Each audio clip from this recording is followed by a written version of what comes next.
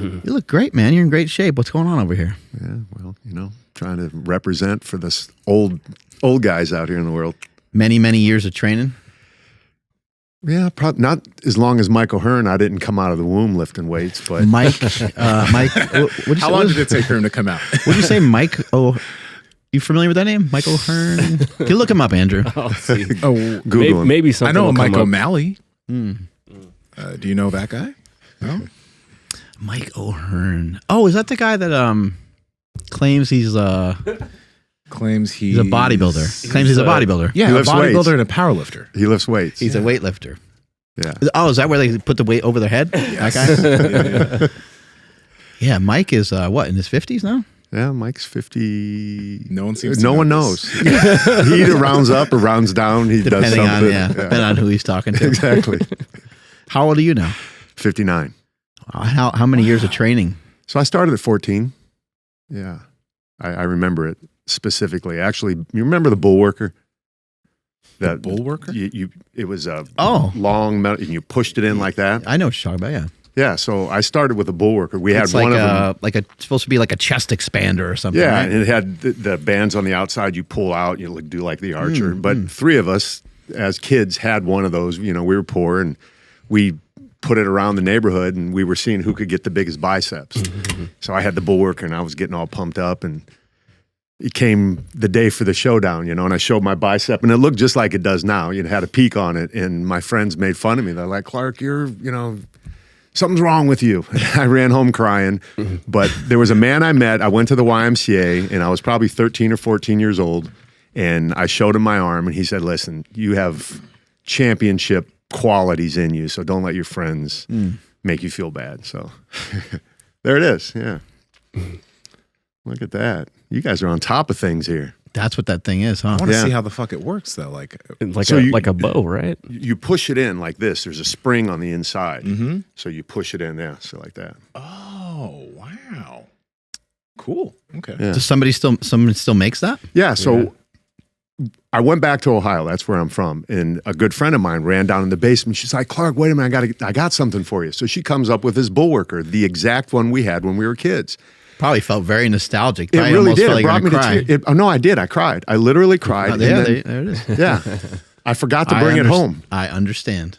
So I'm crying in this video talking about it because I actually reached out to Bull Worker and I said, "Hey, you guys still in business?" And they brought a team out and shot a video about me and this Bull Worker that started my whole career. So yeah, that was 13, 14. That's neat. Yeah.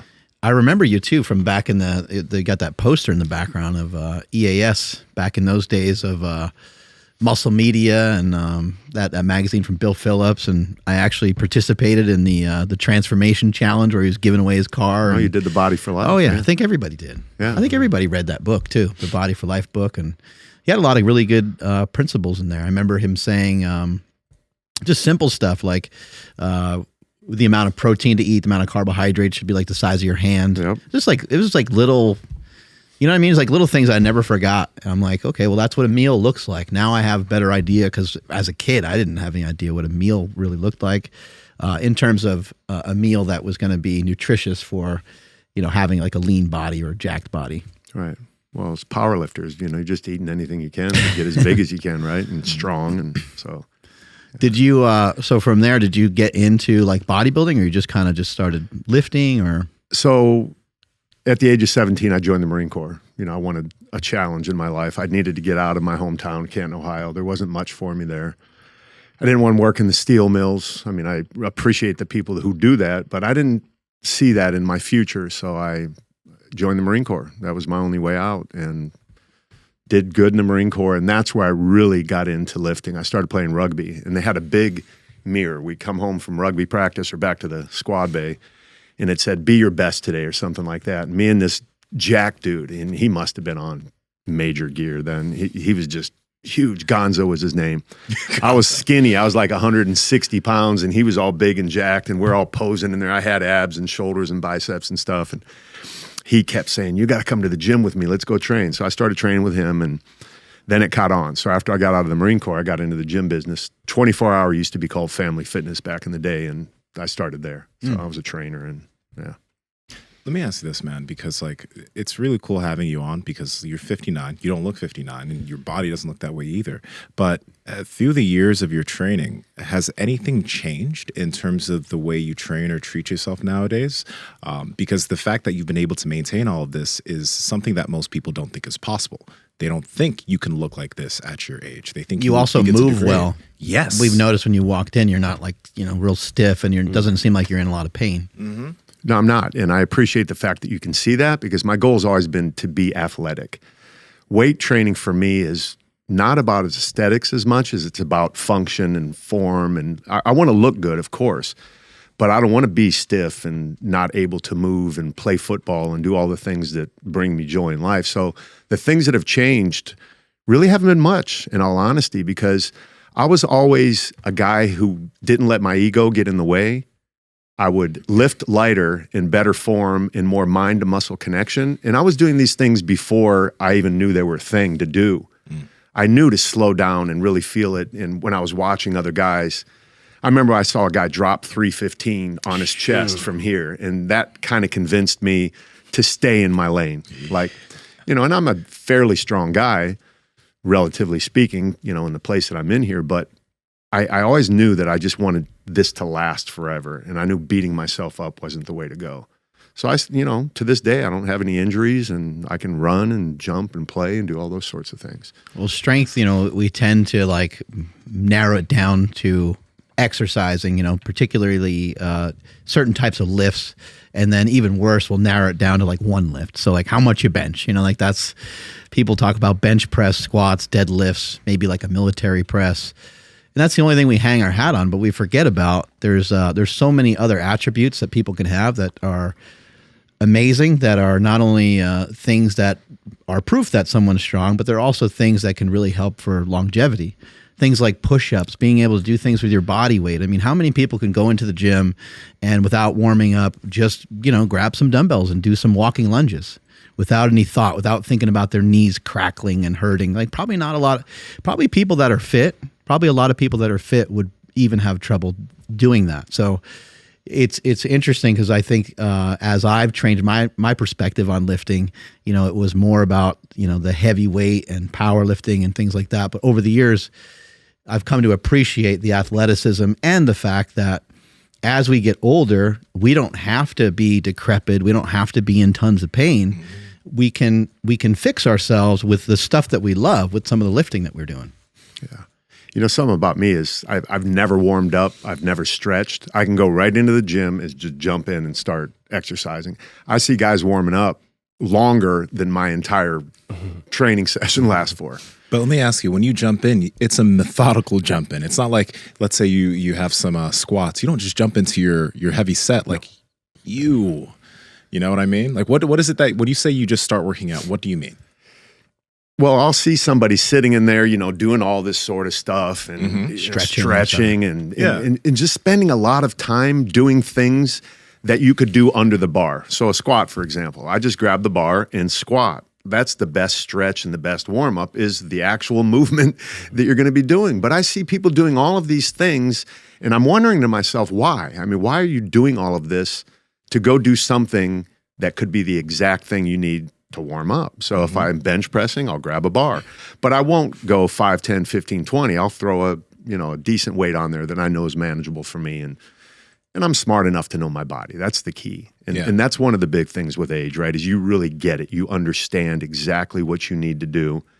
And so I started going to this gym right here, the gym, and it really changed everything for me. The atmosphere, like you had mentioned here in your place, Mark, is just conducive to really training hard and having fun. And I kind of lost that for a while, in all honesty. You've been doing it your entire life. You get bored with it after a while. What brought it back? Do you think this gym specifically? That gym, 100%. Are there people in there just like getting after it? They're getting after it.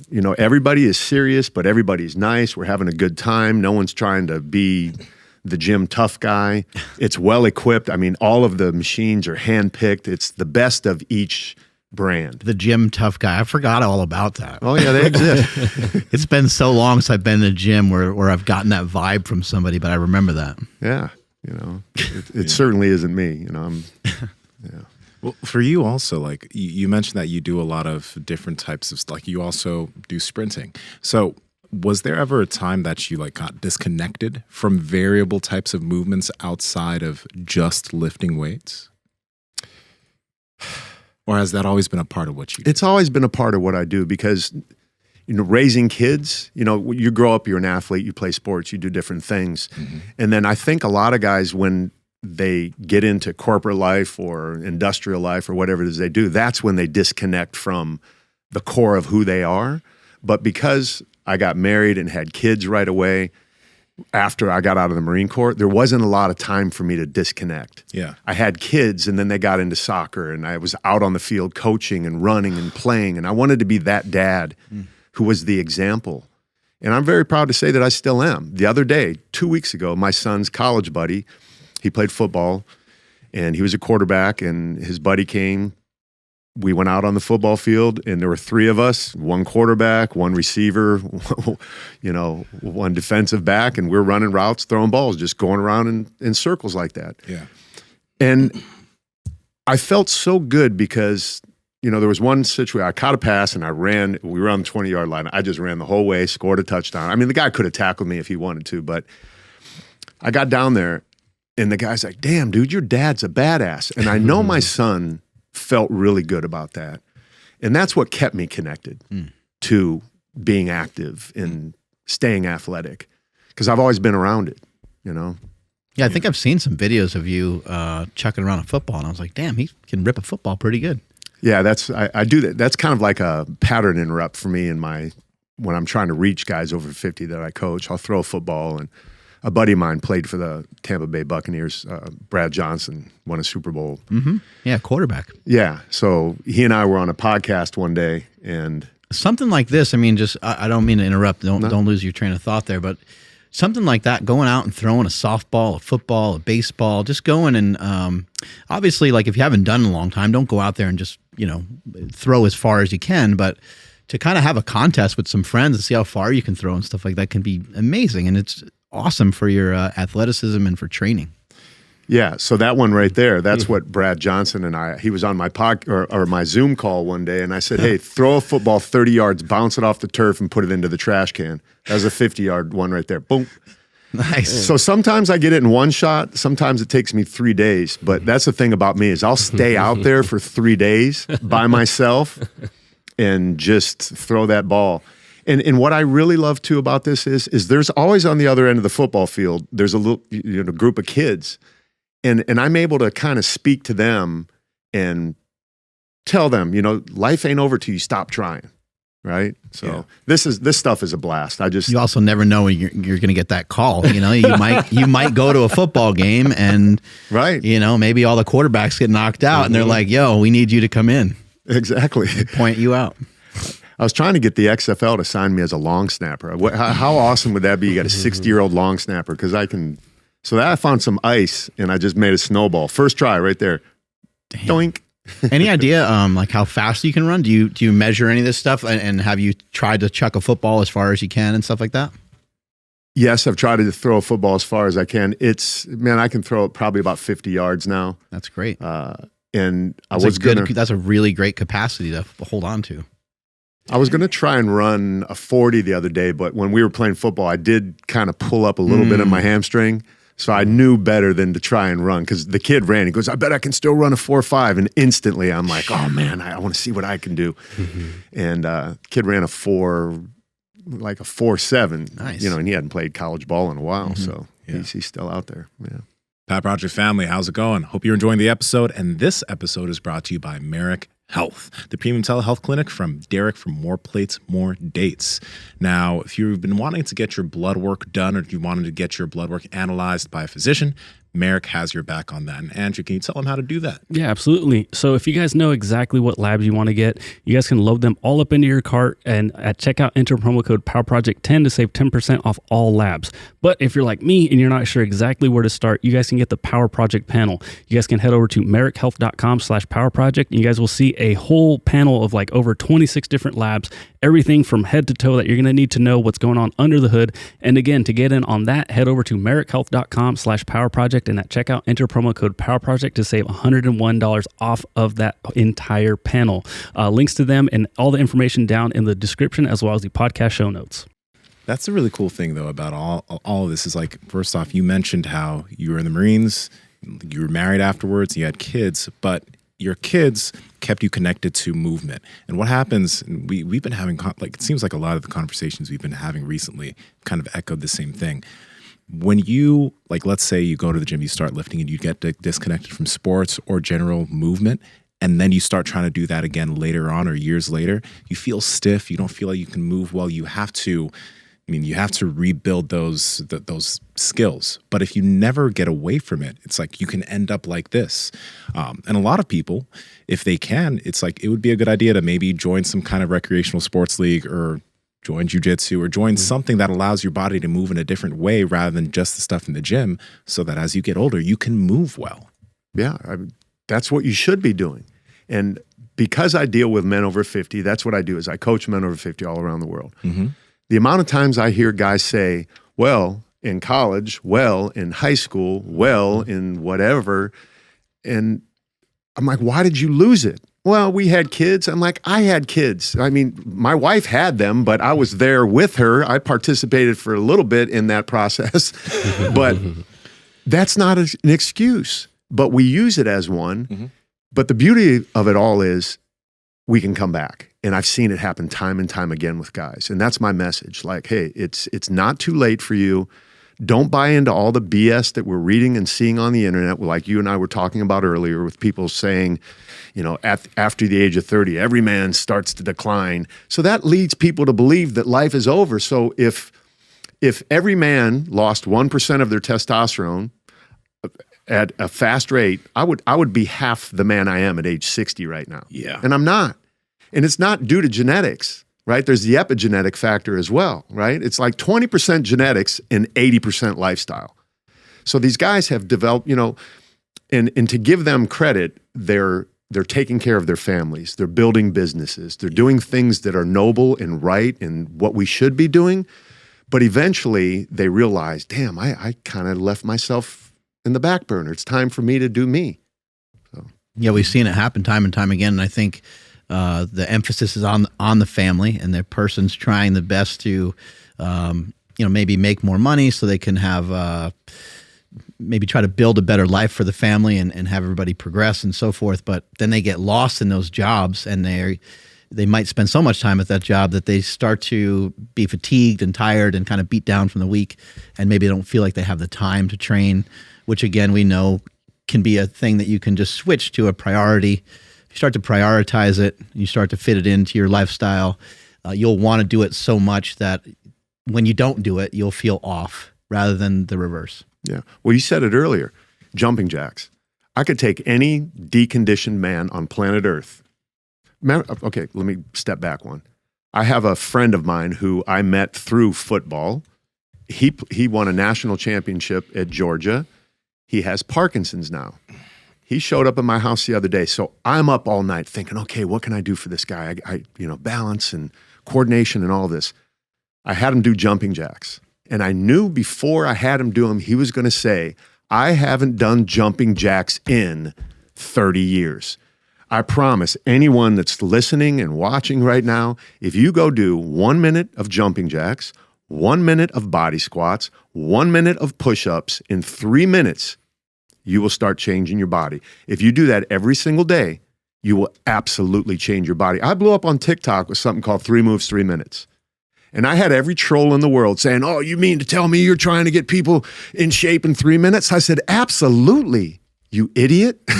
What is wrong with you to think that you can't take a deconditioned person and have them doing, you're articulating these joints through ranges of motion that you probably never have in a long time. So I don't know. I get excited about this stuff.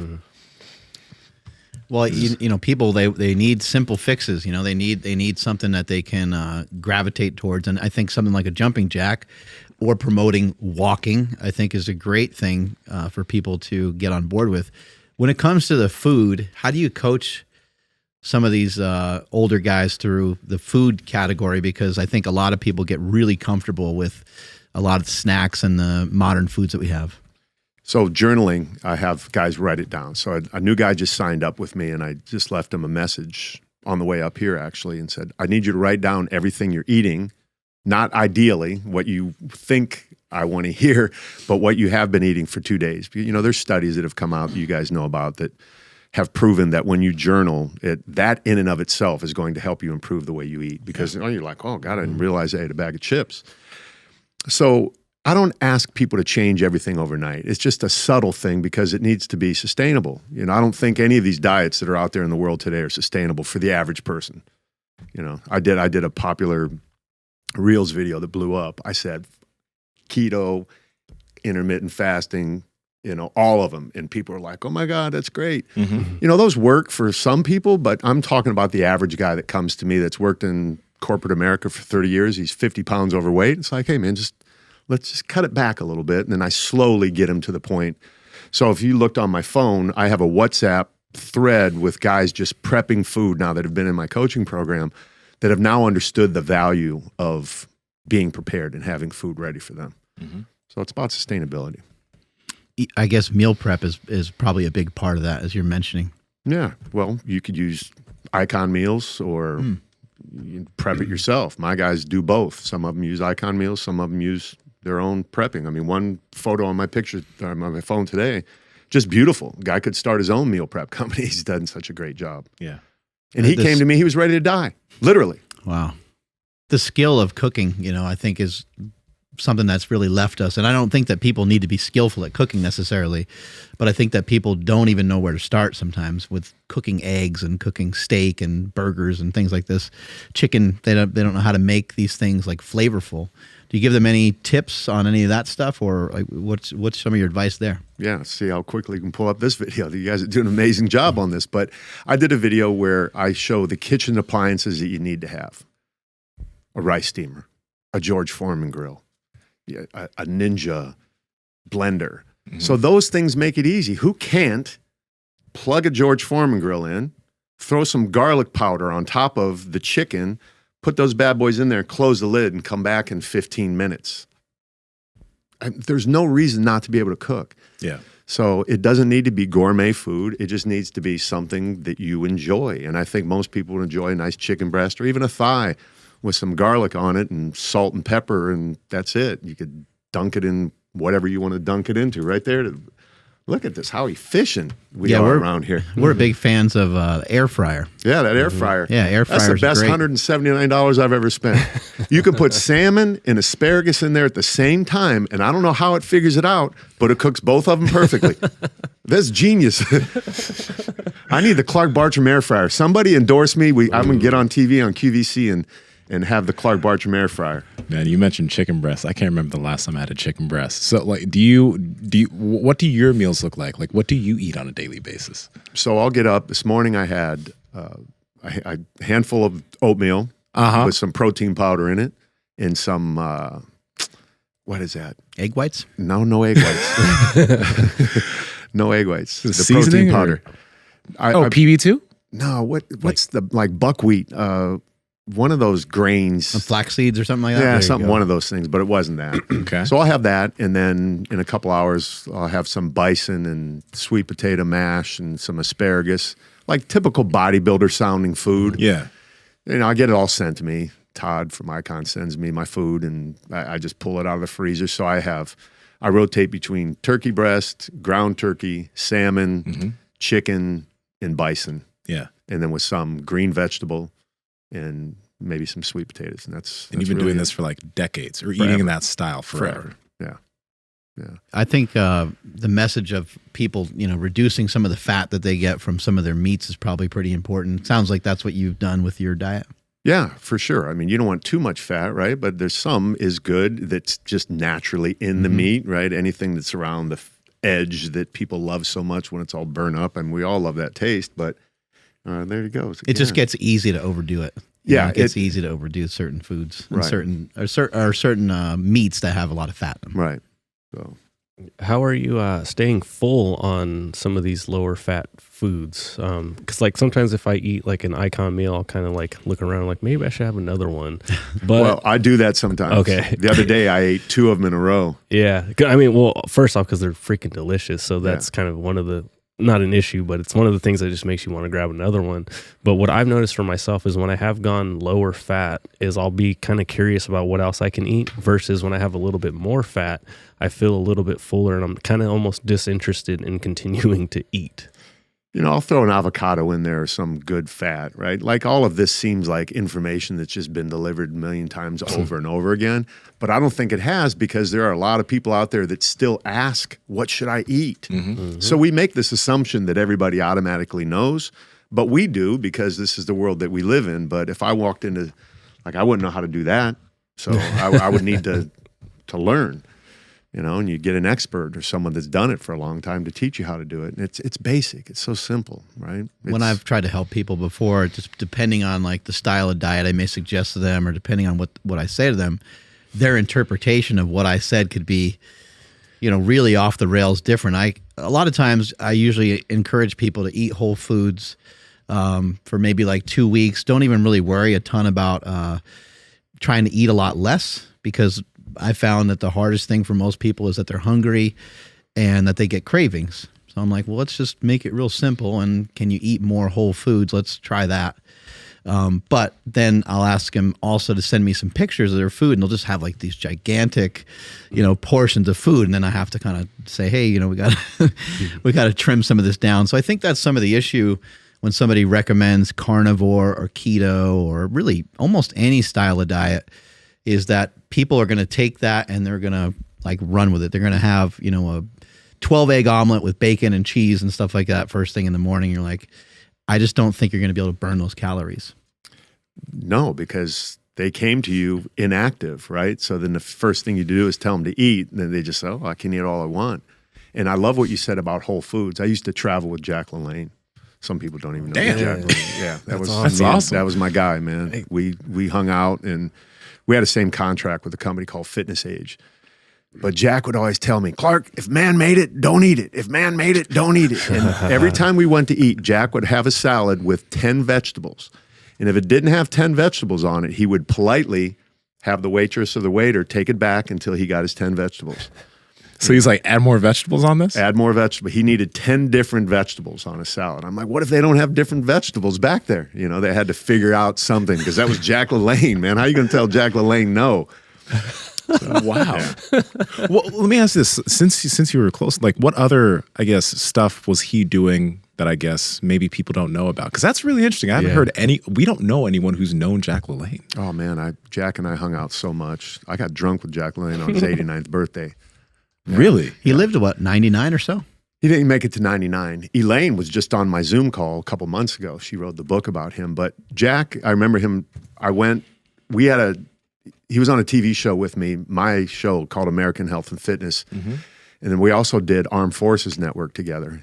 We dressed him up like a drill instructor. And Jack was this tall. You know, he made me feel tall. He was a little guy. Wow. And were you on those those bodybuilding show type things on ESPN? Is that what you're on? Yeah, I was on Kiana's Flex Appeal. I remember those shows. But I was at Jack's house, and he was telling me he invented Carnation Instant Breakfast. No shit. Yeah, really? That was his thing. And he was telling me, oh, there's so many stories I have about Jack. It's classic. But he got onto these things. He was always ahead of the curve. Like even with lifting weights, he got ridiculed for lifting weights. He said, you know, people would tell him you'll get muscle bound and all that sort of stuff that they thought back then.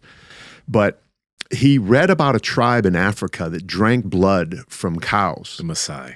So he started drinking blood from cows. And he said, Clark, I was on to this, you know, and he said, until I got a coagulated piece of blood and it was in my mouth, he said, that was the end of that for me right there.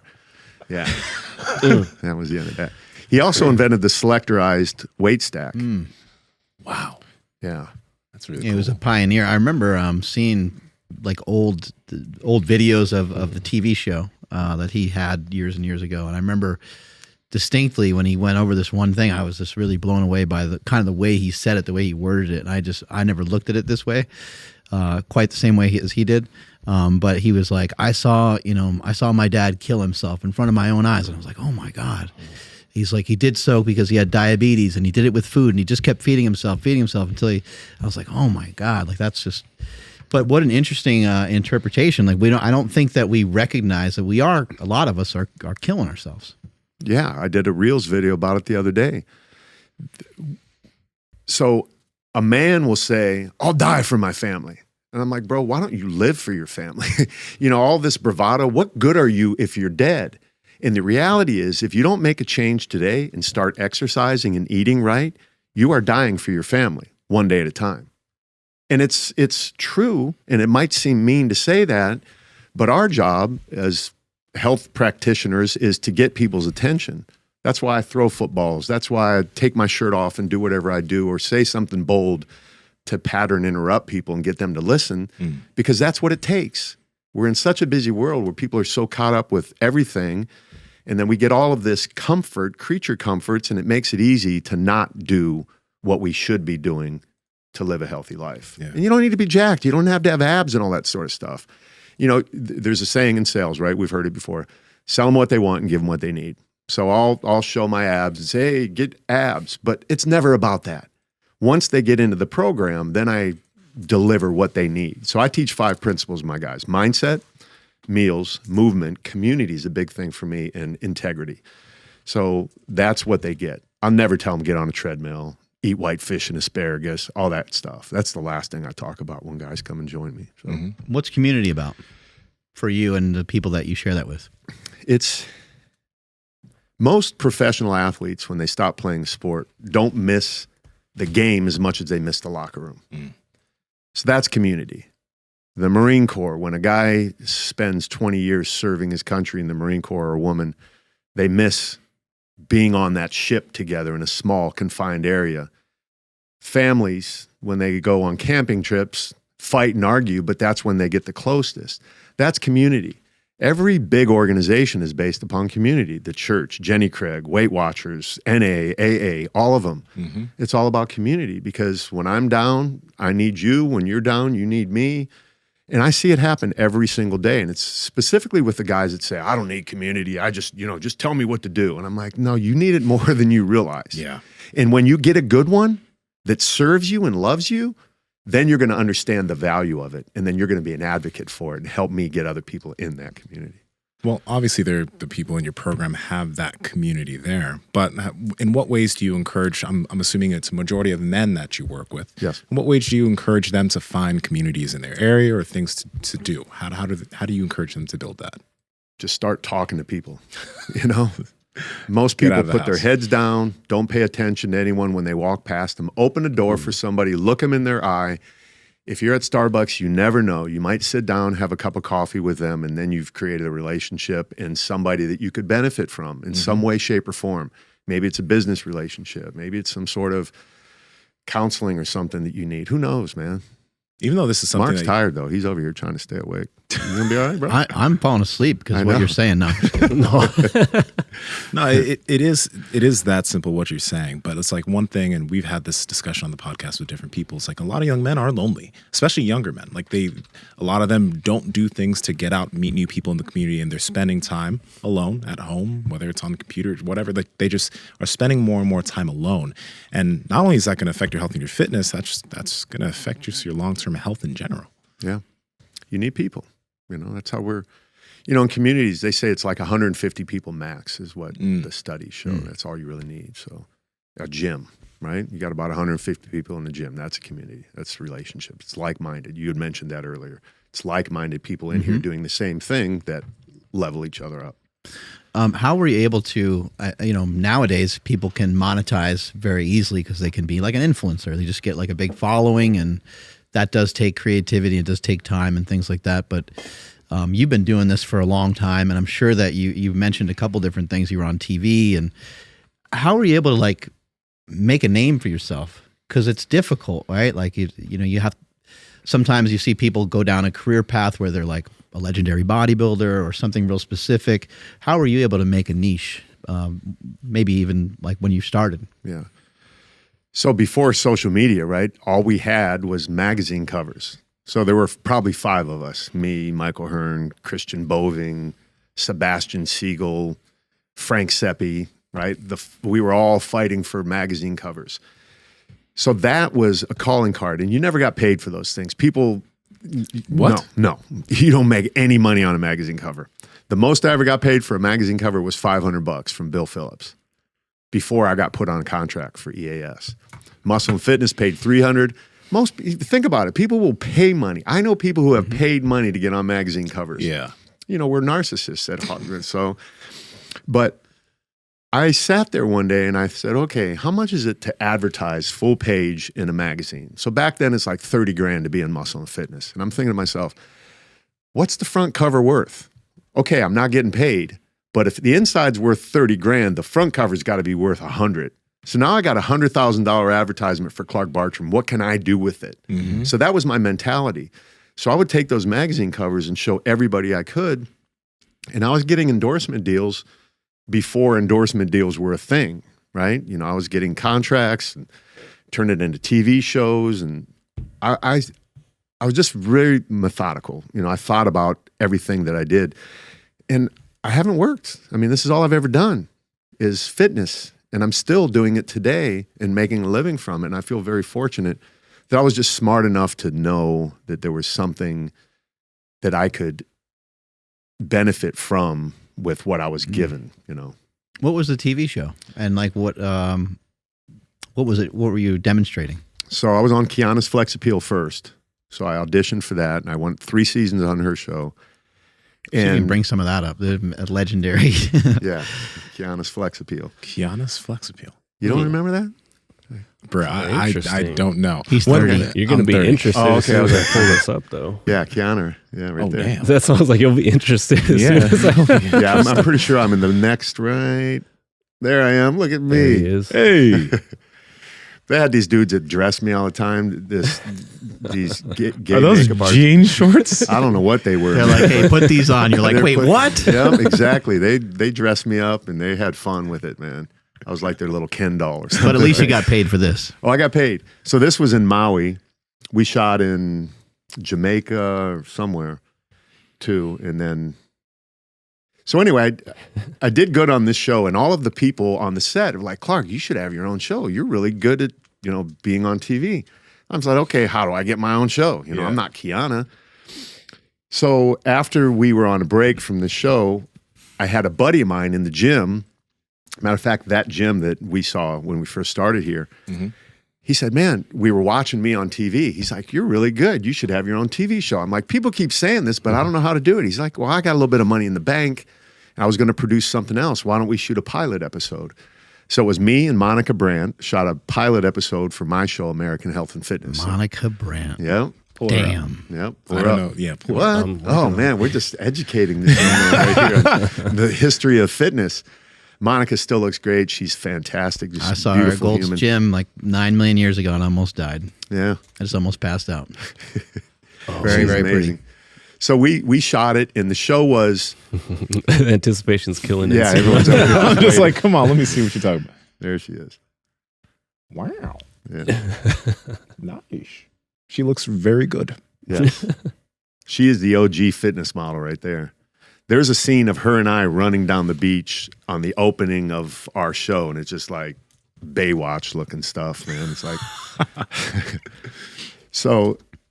Yeah, we shot. It was a workout segment, and the whole thread line through the show was it had to do with the body part. So we would do like a chest workout, and then we did a thing called trainer to trainer, where it was like training the professionals. And then the end, with the payoff in the end was, I can't remember what we call it, but I would always be paired up with somebody in their field. So the pilot episode, I went with the Navy SEALs, and I did a run, swim, run. I went and did their obstacle course. One week I'd be with an Olympic sprinter and race them, and then I would be with a world champion wakeboarder and try and wakeboard. And so the ending was fun. I got to do all of these different things that just challenged me. So, you know, Kind of like the original trampoline CrossFitter. people. Yeah, it was fun. Yeah. You know, it was just being athletic, right? So that was part of why I maintained that part of me. I even forgot that when you asked me that question. I had Yeah. that TV show and I had to be at least capable of doing these things that I was being challenged to do. Did you ever own a gym or want to own a gym? Yes, I've had gyms. I've opened gyms for people. And, you know, it's a struggle, man. And it's a passion over everything else and not necessarily a business. It's not a business. And I hear young trainers now saying, I'm going to open a gym. And I'm like, oh, I don't want to be a dream stealer, but that's the last thing you want to do is open a gym. Okay, you got 5 clients. You got one that's wealthy and says, oh, you should open your own gym. And they're going to fund you.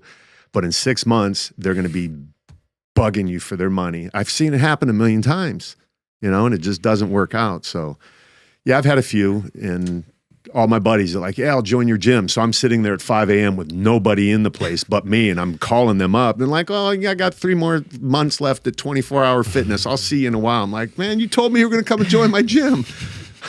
It's only $30 a month. Yeah. Yeah. You know, Clark, I'm curious about this. Like, what do you know, you mentioned the food you eat and stuff, but what do your habits look like maybe around your sleep, when you wake up? Just what do your daily habits look like that have allowed you to stay so consistent and end up where you are now? I go to bed at 8 o'clock every night. Every night? Every night. My wife gets mad. You going to bed now? And I'm like, yes. What are we doing after 8 o'clock? Well, we watch TV. And I'm like, I don't want to watch. I want to go to sleep. I'm in bed by 8. I'm sleeping by 8:06. You're like, you're going to give me a reason to stay up, or? Yeah.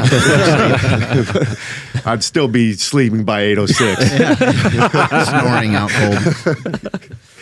So then I'll wake up between 4:30, 5 o'clock, and I get in a cold plunge. Not all the time, but I get in a cold plunge. I got in there this morning because I knew we were going to talk about it today. I'm like, I can't not get in there. Yeah. So then I'll get into hot, and I'll do some red light therapy. And I don't typically do any work until 7. I like to set my phone on Do Not Disturb from 8 p.m. to 7 a.m. And then I'll do some morning stuff, you know, some meditation while I'm in the hot tub. And then I start my day after that. I'll go to the gym, or I'll train some clients. I have a nice gym at the house. We saw the video of that. I'll have 3 or 4 clients that I'll train on random days, Tuesday, Thursday, or whatever. And then if I'm not doing that, I'll go to the gym, get a workout. Typically, my workouts last about 20 minutes. Then I'll do 30 minutes to an hour of cardio on the Stairmaster.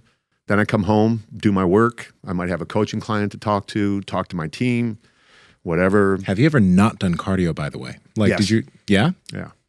I'll stop from time to time, but now I know that I need to. When I look at my body and I know the things I want to do, I'm going to do a couple photo shoots coming up here. So cardio is necessary for me Yeah. to do that. But then, you know, that's my day. Random stuff. You know, I'm starting my podcast now. So there's just different things throughout the day because I have different deals still. Like I got a real good deal that just came up. I'm partnering with Russell Brunson. He's got a new, you know, from ClickFunnels. He's got a new supplement line that he came out with, and I'm going to be the face of. So that's a huge opportunity there.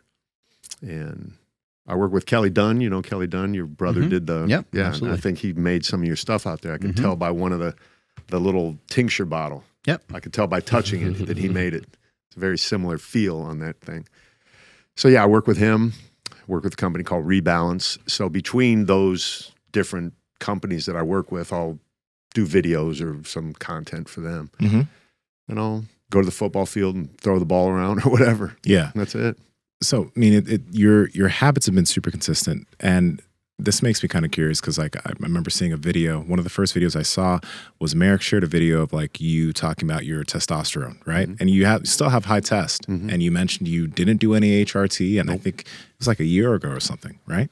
But obviously, you've had solid habits for forever.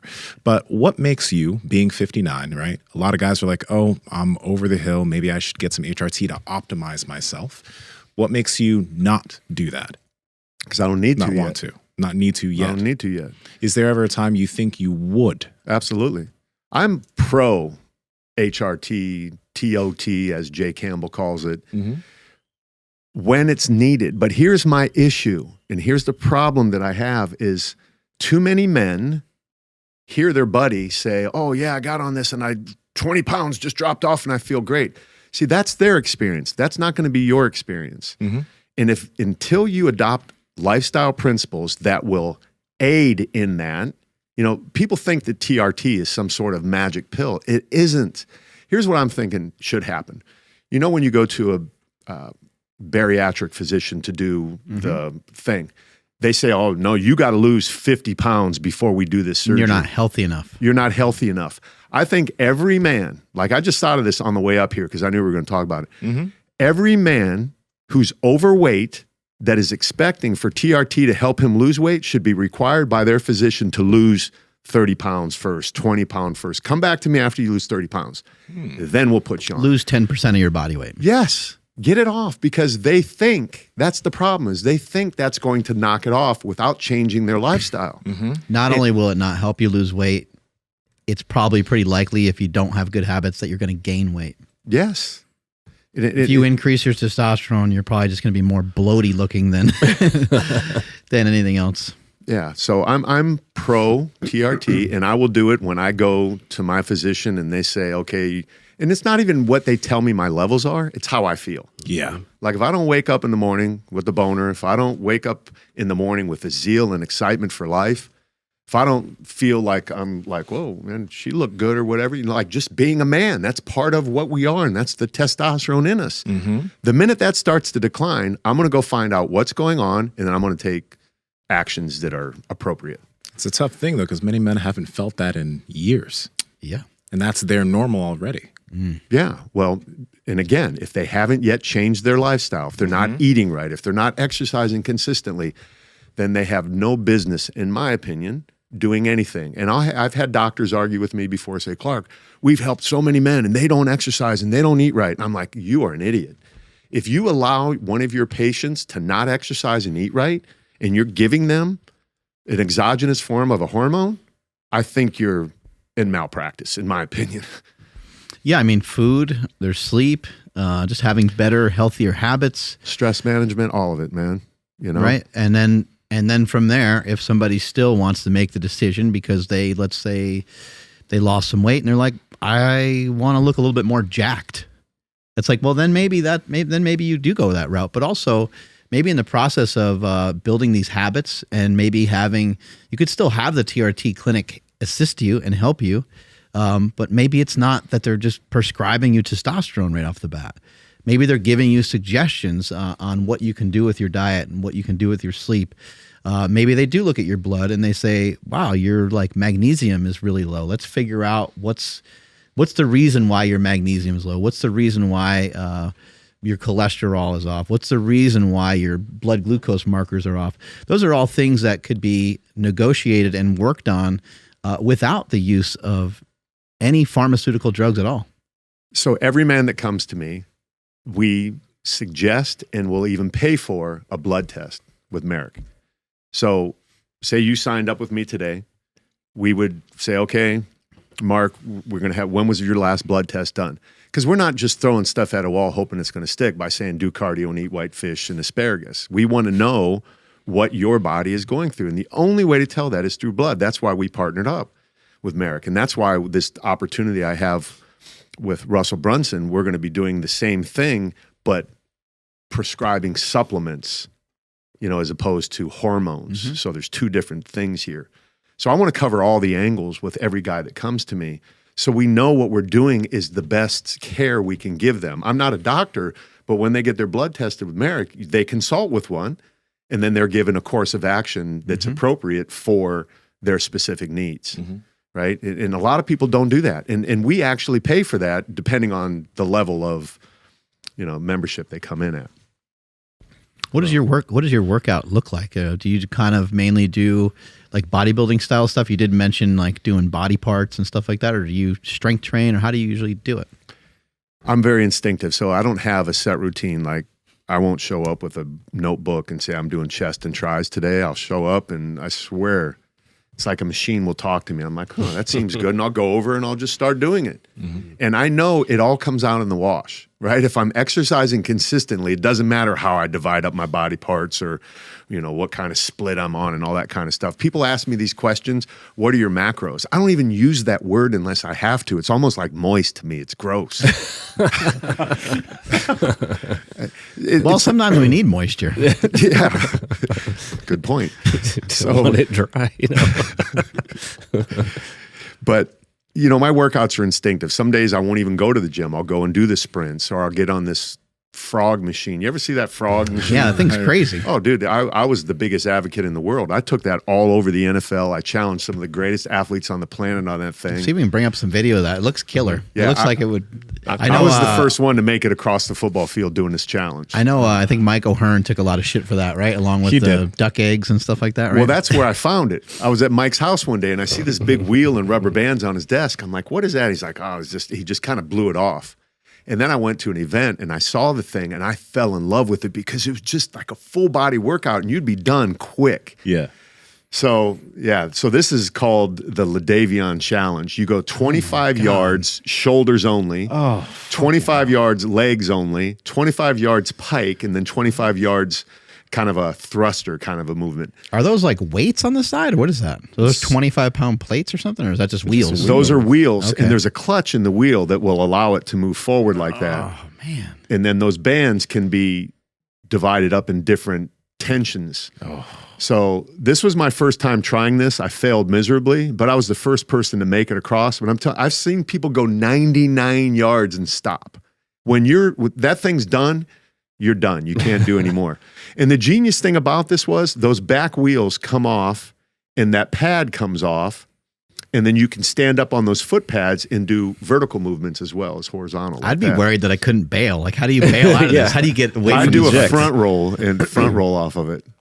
Phew, that looks like it burns. Like You can hell. just tell, everything. Like your core, your hip flexors, like, ay. You know, while this is playing, is there any? Do you feel like, obviously that's a new piece of equipment, but do you feel like there's anything really new under the sun? You mentioned like the cold therapy and stuff. Like, when's the first time you heard someone talk about like cold therapy or going into a sauna and some of these things? They've been around for a pretty long time, right? It's been around forever. I mean, the Russians have been doing it for a long time. Matter of fact, the first time I did it, I met this Russian guy on an airplane. I was coming back from the Mr. Olympia contest. I sat down next to him. He's like, do you lift weights? And I was like, no, I run marathons. He's like, oh, okay.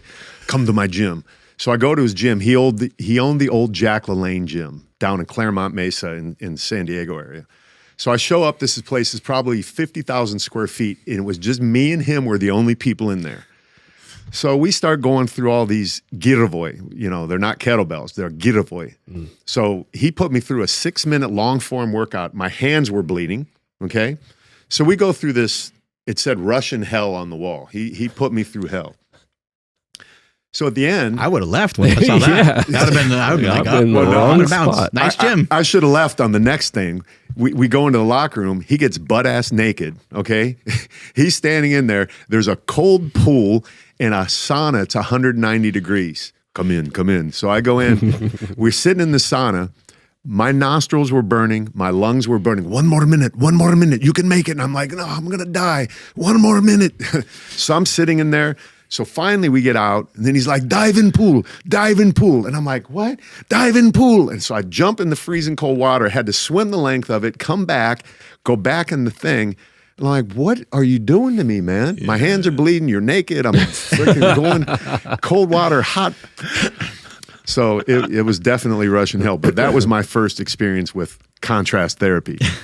And I use it every day now, and I firmly believe, in all honesty, that's the reason my testosterone levels are going up, because I went from 721 to 874 with nothing. And people would be like, that's impossible. It is possible to do that. Not for every man, but for this man. I wasn't one of those people they tested that after the age of 30, every man goes down by 1%. Will you accept that in your life? Oh, fuck no. Okay. Yeah. Yeah, there's another stat too that after the age of 40, they say that you lose like 2 to 4% of your strength, but you don't have to. No. You don't have to adhere to that. Like that's what happens to people that don't exercise. Right. And people buy into it because they believe all of these things that we've been told just by osmosis. Okay, I'm just going to get weak. I'm just going to get old. I'm just going to lose my hair. I'm just going to be ugly. I just can't bang no more. I can't do all this stuff. It's like, no, not me. So I think that is one thing that people do really forget. Like you did just mention that, like the percent loss in terms of testosterone or the muscle loss, like those things are somewhat biological, but if you have good habits, a certain extent, yeah. if you have good habits, if you take care of yourself, if you do things like exercising, which is not as common as people think it is, you're not going to end up with the results of the average male, because the average male isn't doing all those things. Well, they're not testing any of us, or even people listening to the podcast right now. They're not testing those type of people. The people that are listening are probably people that exercise. They're not testing those types Exactly, of people. yeah. Exactly. I think you mentioned that you're almost 60 years old. So have you noticed a decrease in muscle mass and strength from when you were 25? Probably, yeah. I would be lying if I said I didn't. Yeah. And it's And partly what due- about like body weight and stuff like that? And I don't know, body fat percentage? Like, So I've been 185 like forever. I could look bigger, look smaller, and I'm like 185 consistently. Now, back in the day, I did do steroids back in the 80s, right? I was 230 pounds then. shit. Okay. I was strong then. We were doing crazy stuff. I remember my first experience with that. I was so scared. This freaking big power lifter guy in the gym's like, hey, come over to my place. I go over and he had just this closet full of stuff. And he's like, you want some? And I didn't take any of that. But my roommate, guy by the name of Pete Rivas, was getting ready for the Mr. North County bodybuilding. So I'm watching him and I'm seeing his body change. And I still was just barely out of the Marine Corps, working at the gym, had a good physique, but I wasn't, jacked or anything. So I snuck in his room one day and he had a bottle of Anavar. So I took one little Anavar one day. I went back the next day. I took another little Anavar the next day and then another one. 3 days. He's probably like, damn, I'm going through this quick. Right. 3 days I went in and bench pressed like 315 pounds 10 times because I was convinced I was on steroids. I didn't know anything. Yeah. I was just like, man, I'm going to get jacked and strong now. And I did, right? So the placebo effect is a Right. big thing too, right? It really is something. But So you're you sure mentioned- that was Anavar? Yeah, it was 100%. Okay. Anavar. You mentioned Little football shaped blue things. you mentioned 185, then you mentioned like 230 for a bit. So aside from like the 230, like what's your body weight now? Are you still around the 185 mark? 185, yeah. Yeah, so you've been able to sustain a lot. Obviously, there's things like from our youth that are gonna, our skin and things like that, and maybe because you were bigger at a certain point, maybe the skin doesn't come back the same way. But relatively, do you feel like you're similar strength and similar size and like how do you feel? I feel great. I mean, I'm formidable, right? For a 60-year-old guy, basically, I would say I'm in the upper percent for strength and speed and agility and all of these different things. And the hand-eye coordination too is something that you kind of alluded to earlier. Throwing the football or going out and playing catch or something like that. We don't do that when we get older. It's a big deal. When my clients come over, I have a wiffle ball and a wiffle bat. I have a 78-year-old guy holding a wiffle bat in my driveway, hitting it. He's like, "Why are we doing this?" I said, "Because you need hand-eye coordination, you need balance, you need proprioception, you need all of these things that lifting a weight ain't going to do for you." Really good for your eyesight in general. It's all of that, man. I have them bouncing on trampolines, and I have a little rebounder, and I make them bounce a ball back and forth, and I just got one of those earthquake bars and having them wobbling around. I just have fun doing different things. So my workout, back to that question, I might see that thing sitting in the corner and go, okay, I'm going to have fun with that. And then just play and do different things. And that becomes my workout. I coined it Metabolic Mayhem. I just, whatever I decide to do, I'll round up 4 or 5 different things and we'll just go through a little circuit and have fun. Is there anything that you avoid? Like, are there things where you're like, I'm just not going to do that exercise again because I get hurt every time I do it, kind of thing? Are there a couple things you have eliminated over the years, or not really? I don't squat heavy. Like, I won't back squat heavy. I'll belt squat heavy. I just don't. I'm already short enough. I'm not trying to get shorter. You know what I'm saying? So, discs. yeah, I'm thinking the belt squat will even kind of put me in a little bit of traction. So that's kind of the way I think. Yeah. In doing heavy back squats. I believe we think similar, right? Okay, I good. think, we think similarly. I think, there's just a cost associated with all this stuff. So, you want to go deadlift a heavy weight. Maybe that's your thing. And if that's your thing, then by all means, go at it like hell and go at it with everything that you got. But if you're not going to compete in deadlift and it's really not a huge deal, whether you squat 500 pounds for reps or whether you can squat 400 pounds for reps, then I just kind of think like, why worry about it so much? Maybe start to explore some different things. Maybe explore like, how am I gonna, move this kettlebell through this particular range of motion? Maybe explore some other things. But there is a factor in all of this too, with doing what's fun. And so if you like something, then don't let anybody slow you down from doing it, regardless of what they're saying. Like I love squats, I love deadlifts, and I understand the reasons why people love to do them and continue to do them. But I do see a lot of people lifting heavy to their detriment, and you're like, man, it just sucks because you just keep breaking yourself down. You're making yourself stiffer. I don't think you're doing yourself any more favors by doing it. But again, it does matter what people like to do. So if you like it, then I guess continue on your way. Yeah. My buddy yesterday he said, you want to deadlift? And I'm like, sure, I'll deadlift with you. I was thinking 225 at the most. So I got a phone call. I walked out and he had like 3 plates. I'm like, I'm going to go do something else. I'm not trying to make you take weights off, and I'm certainly not jumping in there. I'm going to check out, and I don't care what anyone here thinks. You can call me a bitch. You can call me whatever, but we can take our shirt off and see who looks better. Again, it's not worth the 4 weeks of limping around or having your back thrown out or whatever it might be. No, not at all, man.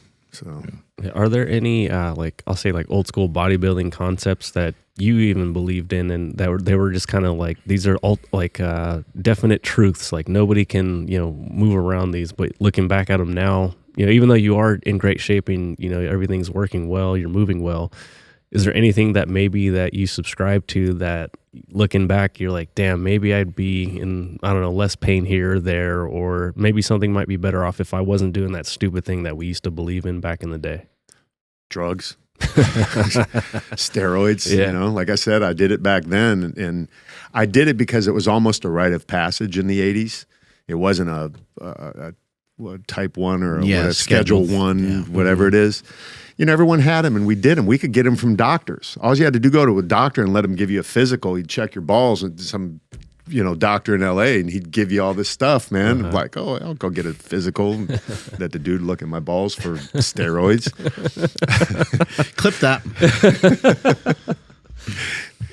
So, me and your brother did a movie together. He got clipped out. When you said clip that, he did World's Finest with me when we did the Batman thing. We played construction workers together. Oh shit! Yeah. Oh, cool. We were standing there next to each other, holding things, just kind of waiting for them to shoot us, and that was it. So anyway, how about in the gym though? Like outside of steroids, anything in the gym? Something back in the day? Not really, because I never really did all that craziness, man. I knew better, So. Power Project family, how's it going? Now, we like to look good in the gym and out of the gym. That's why you always see Mark and I and Andrew is stepping up on the short game, wearing shorts from Viore and clothes from Viore. And honestly, the number one compliment that I've seen, that I've gotten, and even Mark's gotten, is, damn, your butt looks good. And that's because, the clothes we wear make our booties look delicious. Andrew, how can they get it? Yeah, you guys both have pretty big wagons. You guys can head over to viore.com/power project. That's VUORI.com/power project to receive 20% off the most amazing apparel that looks so good inside and outside of the gym. It's going to make your ass look fat, and your ass will that. look fat. Links to them down in the description, as well as the podcast show notes. God damn it. That's a good one. That's a good one. Make your ass look fat. What's stood the test of time? Stood the test of time as far as beliefs, just being consistent. It's really basic, right? All of this stuff is so basic. I don't think there's anything new under the sun since Jack LaLanne. Jack would just tell me, Clark, man, the thing he told me is every 4 to 6 weeks, Clark, your students, he always called them students, make sure you tell your students every 4 to 6 weeks to change their workout, okay? You understand that? I don't understand this, Clark. A man will give his dog the best food in the world, but in the morning he'll get up and have a cigarette and a donut. It doesn't make any sense, Clark. So I'm curious about this, Clark, because someone will mention this in the comments. So you mentioned like you did some Anavar back in the 80s. And this is what everybody did. Okay, I know what you're going to say. They're going to say, well, look, the residual effects, that's like, so what are your thoughts on that? It's dumb. It's dumb because we talked about lifestyle. So if I wouldn't have maintained a lifestyle, you think a little bit of testosterone back in the 80s and 3 Anavar, and I certainly did more than that, right? But that's not going to last. It's like taking a shower is not going to make you not stink for the rest of your life, or going to the dentist once is not going to make you never have a cavity, or saying your wedding vows and not doing stupid things is not going to keep you married. Right? There's certain things you need to do in order to stay that way. Yes. And if I got on something today, I would absolutely blow up. And this is what a lot of people would say, right? I'm very sensitive to things. I mean, I respond. I don't even really take a lot of supplements. You know, I don't. I'm just not consistent with it. Mm-hmm. So I think that's a stupid comment from people. I think it's ignorance. I think people just want to point at someone and go, there's no way, because maybe they couldn't have attained it themselves, or they don't think it's possible, or for whatever reason. I don't know why. But I have no reason to lie to anybody about anything that I'm doing currently. And for someone to think that what I did in the 1980s is lasting today is ridiculous, man. I would go as far to say that if someone could probably do something for 10 years straight, they could take steroids for 10 years straight. If they were 10 years removed from taking those steroids, you wouldn't see hardly any residual effects of the steroids they took 10 years prior. Well, we see people Gone. like that. There are people out there that we know that have been jacked and are no longer jacked, right? So yeah, you don't get to keep it. It doesn't really work. It doesn't work that way. It's a certain signal that your body gets, and then you're able to train a certain way, and the two things go together. And certainly if we're just talking about if you did stuff for a few weeks and then you are able to hold it for a few months and things like that, or you take stuff for 2-3 years and you're able to hold it for a couple months while you're natty or whatever, of course you would be able to do that. It's not going to dissipate that quickly. But even like a year, probably in about 2 years, whatever you did for however long you did it will probably almost all be gone, unless you have a lot of really good habits, and unless you are still giving your body some signaling through some other means. So maybe you're still lifting heavy, and maybe you're still doing like everything really, really well. But still, most of the way that you looked while you're on steroids versus the way you're going to look when you're off steroids would be drastically different. You don't get to keep them. I've never seen it happen with anybody. But there you go, people. Bam. This is gonna mic dropped. I'm not trying to be mean or anything, but an example of that is Pete Rubish. Because like Pete Rubish has been totally off for a while, and he looks good. Don't get me wrong, but when he was on, he was insane. Yeah, I've been talking to him more recently, and he's been like powerlifting. Pete Rubish used to be a power lifter. And at a very young age, I mean, this guy was ripping up some crazy weights, mid 800-pound deadlifter, just an absolute monster. And he was very forthcoming, very open about his steroid use and abuse and things like that. And they just sent him off in like a bad path. Like he just wanted to get off of them. I think they were not good for like his mental health. So anyway, he got rid of them, and now he still power lifts. And he said, he messaged me the other day. He's like, I think I'm kind of like done powerlifting because I can't really do it. I'm kind of like banging myself up without what he was using before. He was doing it a certain way, and now he's trying to do it a different way, and he doesn't know how to do it this different way. So he's like, I think I'm going to bounce from this. I'm going to bounce out of it. He's actually asking me about running. I've seen him doing running on treadmill and stuff. Like he's running pretty well. Yeah. Yeah. So it's just, again, you're gonna see people, if they go off steroids, they're not going to be able to keep much around for a very long time. Yeah. Well, what's 230 minus 185?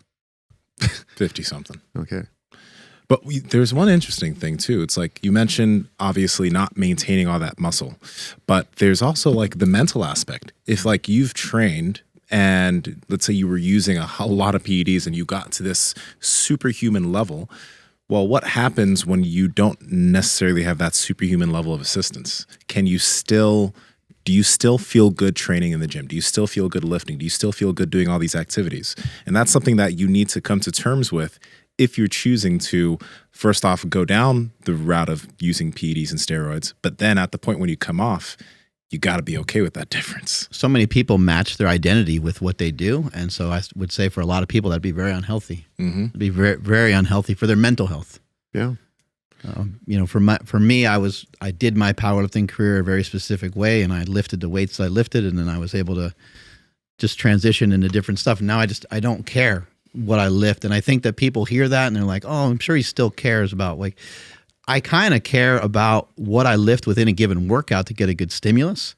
But no, I don't really care. I worked all that out of my system at some point. Yeah, it's like in Rocky, right? He's like, there's still something in the basement. You know what I mean? It's all out of the basement. You close that chapter, it's done. You moved on. Right. And that's the problem with a lot of professional athletes is they haven't moved on. I know a lot of guys, a lot of friends that are still trying to live in those old days, right? And it doesn't serve us well to do that. We just got to be able to move on, and you know. It sounds like you have like a simple message, a lot of consistency, a lot of old school habits, journaling, eating multiple times a day probably so you're not getting too hungry, getting your protein requirements in and these different things, and having your sleep organized and being consistent with your weight training and stuff like that.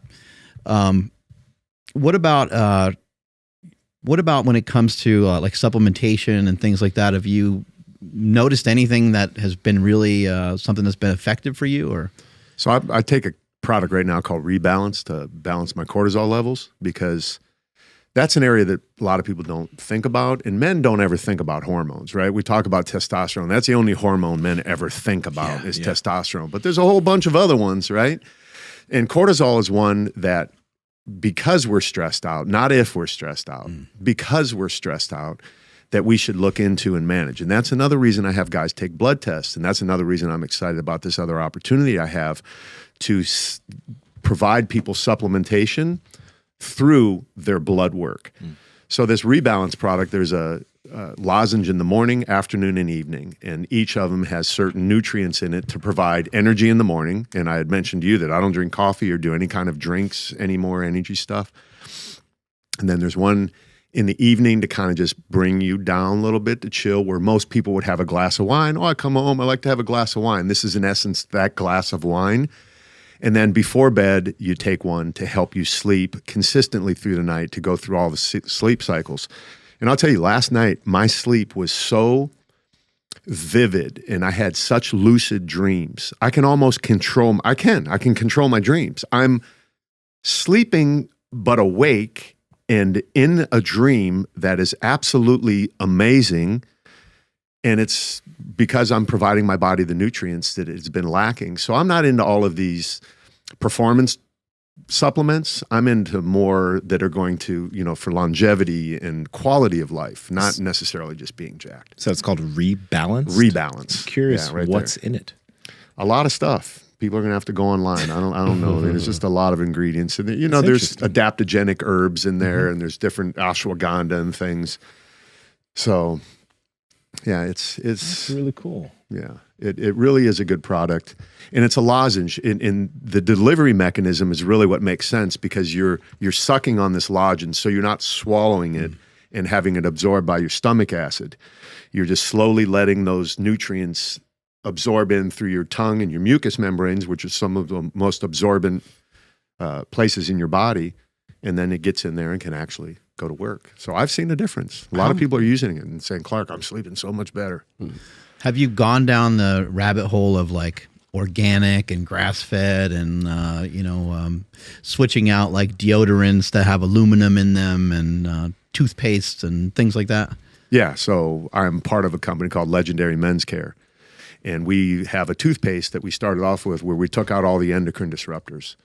So you can go on and see Legendary Men's Care there. And we're coming out with an entire line of taking out all of those things like aluminum and some of the other endocrine disruptors and chemicals. Look at that. Isn't that ad great right there with the toothbrush? So, Amazing. And we don't think about, you swallow 7% of your toothpaste every time you brush. So you're putting this in your mouth hopefully twice a day, and you're swallowing all of these chemicals that are not necessary to make your teeth whiter or make them cleaner. Like suds, for example, are not necessary to help you clean your teeth. So there's other things in other toothpastes that claim to be natural that aren't really natural. Some of the oils, well, they might be natural, but they're not necessarily good for the male hormone system. So then next we're going to come out with a soap and then exfoliant. Guys don't exfoliate their face. I'm big into exfoliation and skincare and stuff like that because I want to look good. You must exfoliate. I mean, I use face scrub and shit, but yeah, like these guys don't like using anything. No, it's just another thing. I got to add it in. I know I should. So that's why we're doing one product for that. And that's a meeting that we had with my partners is like, it's got to be one thing. It can't be do this, this, and that. It's got to be one thing for a dude. Yeah, right? you don't want the Mike O'Hearn 15-step thing you're doing before you go to bed every night. None of that stuff. No eye cream? No eye cream. Just he cakes it on and leaves it, right? I think that's I what don't know. he said that on our podcast. That's the makeup he leaves on. Yeah. He was probably in the little Michael Horn makeup room back there somewhere. But yeah, so those things, and I try and eliminate things like that, right? I'm not obsessive about it, and I didn't go organic with the food. I eat, right? I mean, I eat food. If it's available and it's there, I'm going to eat it. I'm not going to eat the crap, but who knows if stuff is organic anyway, right? There's all that argument that's going on right now. There's a brand called Organic. That's just the name of their brand. They don't say they're organic, I don't think. That just might be the name of the brand. So we buy into things that may or may not like. We shouldn't even be drinking out of these bottles right now. Yeah, plastic bottle or whatever. Yeah. Yeah. So, I mean, I don't want to be scared to live, but I'm going to do the best I can with what I have available to me. And sometimes ignorance is a little bliss in a way, you know? Because I could go down the internet and watch one guy talk about testosterone, for example, because I study that stuff all the time. One guy is like really convincing, and I go like this on TikTok or Instagram. The next guy's saying the complete opposite. I'm like, who do I believe? Yeah. Myself. How do I feel? How do I look? Am I waking up like ready to live life? So nobody can argue with me about that. Did your kids end up practicing some of the same things that you practice? Yeah, my son, he's an athlete. Matter of fact, his football career just ended. My daughter's an athlete. She's probably the best athlete in the family. She was track and volleyball and CrossFit, and now she does pole dancing, and she, you know, just a badass on there. So yeah, they followed along, and they enjoy staying fit and healthy, and mom trains people. And for all the guys, pole fitness is a thing. Because I Pole think fitness is a thing. when you mentioned pole dancing, you're like, Yeah. she's a pole dancer. Yeah. Pole fitness is a thing. And I still don't want to see her on the pole. Like I saw on Instagram the other day, I'm like, oh my God, dude, really? I like have to unfollow my daughter, right? Because my buddy calls me. He's like, dude, I saw your daughter's Instagram. I'm like, shut up, bro. I didn't want to hear it, man. You're like her godfather, you weirdo. No, my girl has a pole at home. It's a pole and a Lyra thing because she likes that pole fitness stuff too. So Yeah. Yeah. So to have her follow my daughter, Taylor Bartram Photography, or The Goddess Within or something like that. Yeah, I'll tell her she's a too. badass. How do you suggest people make better choices at home when maybe they have a family and the rest of the family is not like on board with this new venture of fitness that someone might want to go down? Yeah, the first thing I would say is don't say anything to anybody, right? Like don't make a big announcement, and don't try and convince other people to live your lifestyle. Live your lifestyle. And don't be influenced by those people. Like make a decision that this is something that you're going to do. Set goals for yourself. I mean, in the office, there's going to be donuts always. There's always a reason and always an excuse. And a family can't necessarily be something that trips you up, because the bottom line, a man needs to be there for his family. A man is meant to be strong and be bold and confident and all of these things we need to be. And I don't believe you can be all of that if you're not feeling as good about yourself as you know you should be. I'm not going to say if you're fat. I'm not going to say if any of those things. None of that matters. If you don't feel confident, you don't feel strong, you don't feel capable, you're not going to be as good of a father and a husband as you could be. I signed up a guy the other day in my program. He was on my Zoom call and he said, you know, I'm a cop and I just don't feel like I could defend myself the way I could 10 years ago today. That's why I joined this program. He said, I'm too heavy. I'm too slow. I'm not athletic enough. So, yeah, just gotta decide, man. I was going to ask, like, for some of these older clients that are coming to you, right on this podcast, we're kind of on the same wavelength as far as like, just because we're older doesn't necessarily mean things are going to fall apart because someone else said so. But how are you making sure that everyone is staying safe and staying healthy in the gym, right? Because a setback is, I mean, no, you just explained it. Like everybody feels like shit when that happens. So how are you making sure everyone is doing things the correct way and safely? By example. When my guys are on my Zoom calls with me, I tell them very clearly, like I'm very transparent with them. And I say, hey, we're not out here to set records. We're not out here to show off for anybody. I can't have you get injured. I had a guy hurt his back a little bit. He joined one of these F45 gyms. Not that it was the gym's fault or anything like that. He just joined that gym, jumped into the deep end of the pool and hurt his back a little bit. And I said, didn't I tell you not to do that? I told you to go slowly. And the thing that I need to do with men is hold them back from themselves. Like, I used to be a college athlete. I'm like, bro, that was 30 years ago. You haven't been a college athlete in 30 years. That's great that we're going to get you there again, but it ain't happening overnight. So that's why I say, sell them what they want and give them what they need. When they get into the system, then I reveal to them, like, this is going to be longer than 12 weeks. It's going to be a year, maybe 2 years in some cases. So it's really monitoring them. And that's why I have all the groups, the WhatsApp group, the Zoom calls, and a whole lot of connectivity with them. And a lot of people do want the 12-week thing, right? It's hard. How are you getting them to buy in to say, like, hey, it's going to take a year and it's never going to end. This is now your life. You do such a great job during the 12 weeks that they don't want to leave you. You over-deliver. My dad taught me when I was young. He sold cash registers. And I remember him walking into a 7-Eleven one day, and he was just going to change the tape, right, in the cash register. And he came out, and he said, listen, son, he said, it doesn't matter how I feel about that person in here. They paid me to do a job, and my job is to outperform however much they paid me for that job. And I'll never forget that. And that's how I've conducted my business. So if someone pays me, $1,000 to train them, they're getting $3,000 in service. But what I do, in all honesty, and this might sound corny, is I love my guys. I really love them, and they love me. And we have a relationship that's been established that they don't want to leave. And it's not because I want them to stay, like, for money. I want them to stay because I know what happens after someone busts their ass for 12 weeks and then quits and goes back to normal life. Oh, I gained all my weight back. I got to start over. So many guys have come back. So it's my job to give them the best possible experience, and then they won't go anywhere. You mentioned mindset being a big part of it for a lot of the people that are joining. What do you go over with mindset? Do you share stoicism or quotes with them? Or It depends on the situation. So when we have an initial Zoom call together to bring you on board, I'll kind of get an idea of who you are and what you believe. Like, if you're not a God guy, I'm not going to throw scriptures at you. If you're not into whatever. So I'm pretty intuitive when it comes to that. But the main thing that I'll do for them is just really listen and provide whatever I think is necessary in that moment. Like, we just had a guy recently who was struggling with some stuff, and he was, he's a Christian guy, and I just prayed with him, and that was what was needed in that moment, and he appreciated it so much. So it's person by person and situation by situation, and it really just depends on the moment, right? It's not a one-size-fits-all model. So it's really individualized. That's some good insight, because, like, you've been working with people almost all your life. And I mean, in the age of, like, online fitness, where people can just do the same thing for every single person that they work with, I think that kind of shows your experience in the realm, because, like, you treat everybody like an individual. As you should, right? Yeah. Because everybody is. And then there's the community aspect, right? Where they come together and it's collective, and we have these big Zoom calls. So I'm just doing what I'm doing. And I'm telling them in that moment, like, hey, if I say something that doesn't resonate with you, don't think that's this entire program. This is just me speaking my truth. My truth doesn't need to be your truth.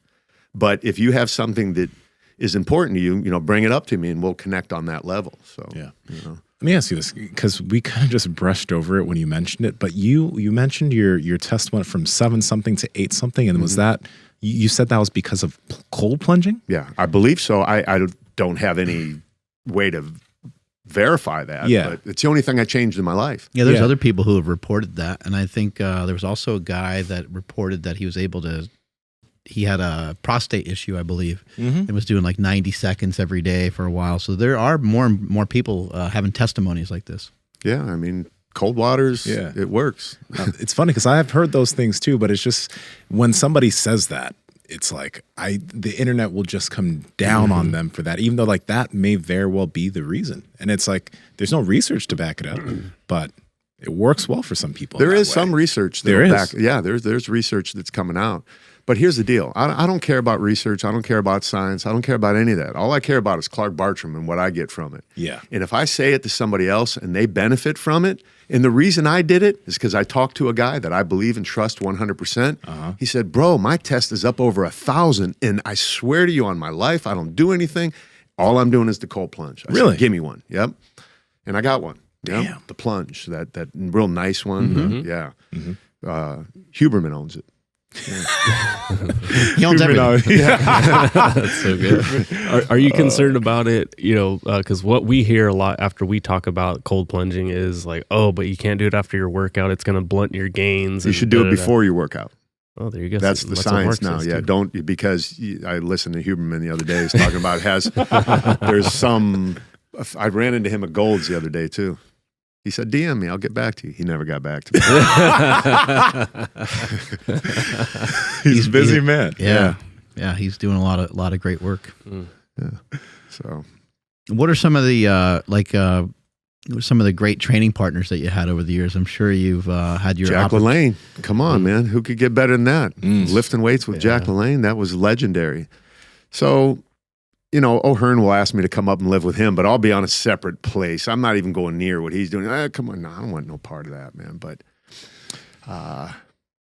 no one really. I mean, I honestly, I've never really got into it that much. I wasn't like that guy. I just always lifted. I don't really like lifting weights. What? What do you mean by that? I enjoy the result. You had mentioned that earlier. I don't look forward to it. I see all of my buddies that just live for the gym. I don't live for the gym, man. I don't. I love the benefit. Every once in a while I'll enjoy the workout, but it's not, I'm not like coming and coming and coming. You know what I mean? I'm just freaking working out, man, because I want to continue to look good the rest of my life. I like looking good. That's more addictive to me than lifting weights. That's okay. That's awesome. Where do you have where does somebody start? Somebody's listening. Where do they start? Because I know for me, like when people ask me, they'll just like rush up to me and start talking to me about diet.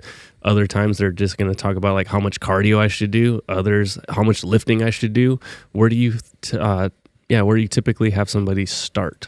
With a realistic assessment of where they're at. You got to know exactly where you're at in order to know what to do next. We can't all jump in at the same place, right? We have to slowly move our way in. And that's why an assessment is important when you're working with somebody. When guys come in, I sit down, I do an hour-long Zoom call, and we have a long conversation. And I get beyond all the BS, right, of the college, blah, blah, blah. Okay, I get it.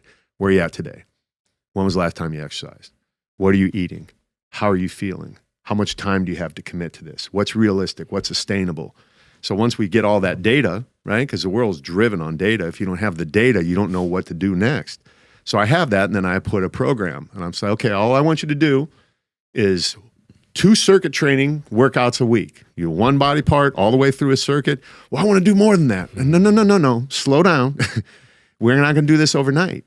And that's the big problem that people make is they just want to go all in. So like I said, I hold people back more than anything. So just being realistic about where you're at. Yeah. Do you have to work with anybody that has like a night shift job? Yeah, lots of guys. How do you tackle like their sleep and that sort of thing? I had a doctor on my Zoom call the other day. We talked about that. And he was just saying, look, man, it takes time to get your circadian rhythm back in order, especially if you're on a swing shift. It's almost impossible to do that because by the time you're getting your circadian rhythm in order, then you switch back to 12 to midnight or whatever the shift is. And then you're screwed up. So, and you just kind of have to manage it.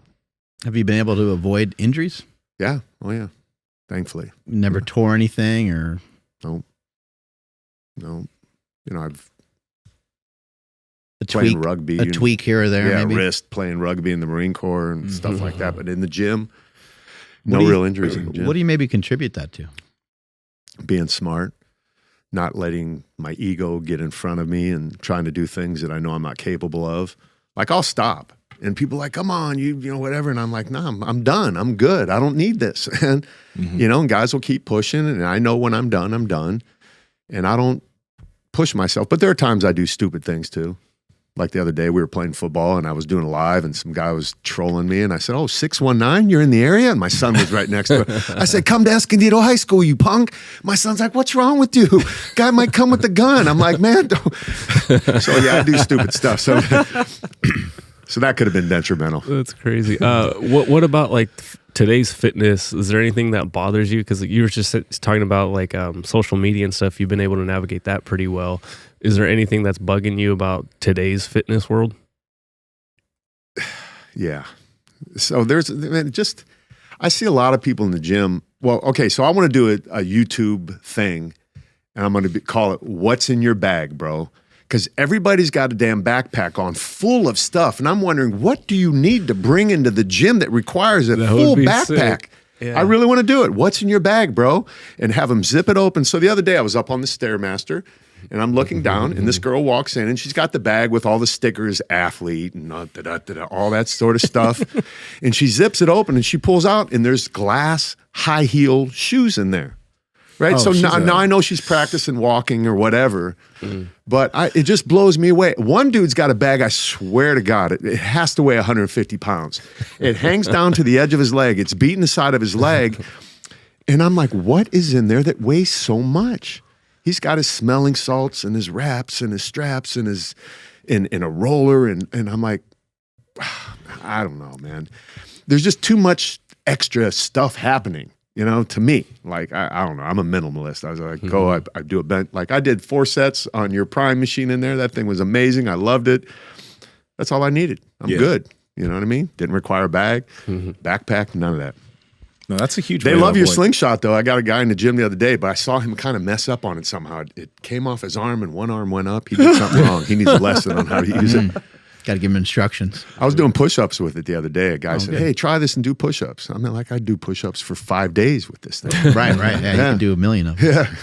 You got anything else over there, Andrew? I'm good. Yeah. You guys bored with me now? All right. No, you did great. Thank you so much. I appreciate this. It's been a lot of fun. This is, so many people, respect what you guys are doing, and they're like, "Oh, you're going on that podcast?" Oh, so I'm a big shot now. I've made it. I made it to the big time. Finally, after 50 million years of being in the fitness industry, I finally did something worthy. Thank you so much. Appreciate it. Yeah. Andrew, take us on out of here, buddy. Yes, absolutely. All right, let us know what you guys think about today's conversation. Drop those comments down below and hit that like button. Subscribe if you guys are not subscribed already. Follow the podcast at MB Power Project all over the place. My Instagram is at I am Andrew Z. Don't forget powerproject.live for everything podcast related. Nsima, where are you at? At Nsima Inyang on Instagram and YouTube, and Nsima Inyang on TikTok and Twitter. Clark, where can people find you? TikTok is the real Clark Bartram. Instagram is Clark Bartram. And you can go to my program, MaximizeManElite.com. That is MaximizeManElite.com. There you go. I think it's amazing that you're, so hands-on. You're doing like one-on-one consultations with people via Zoom. That's what you were saying, right? Absolutely. You have to, right? Otherwise, it's not personal. It's not worth paying money to do. And I would imagine that your results probably must be massively improved by communicating with people that way. Oh man, you go on my Instagram, you see guys' transformations. I'm blown away every day. And I told my team yesterday, listen, I don't ever want anyone to get familiar with a man changing his life. The minute you get familiar with it, you need to go back and listen to the testimonials and see the lives being changed. Because it's easy to make that happen, but you have to go back and look at that one guy who changed his life, and that will reignite you to do what you do. And I do that every single day. I talk to a guy and they thank me, "Clark, thanks for changing my life." I'm like, I had nothing to do. You did it. I just helped guide you. What do you think is the biggest difference between the person that eventually decides to do it and the person that you just can't quite figure out? They're just not committing all the way. It's belief in themselves. That's what I really think it is. On some level, they deep down believe that they can't do it. So they want to convince themselves just by looking into it that they did something good. But until they take action, they're not doing anything. Thank you so much. Appreciate it. Strength is never weakness. Weakness never strength. I'm at Mark Smelly Bell. Catch you guys later. Bye.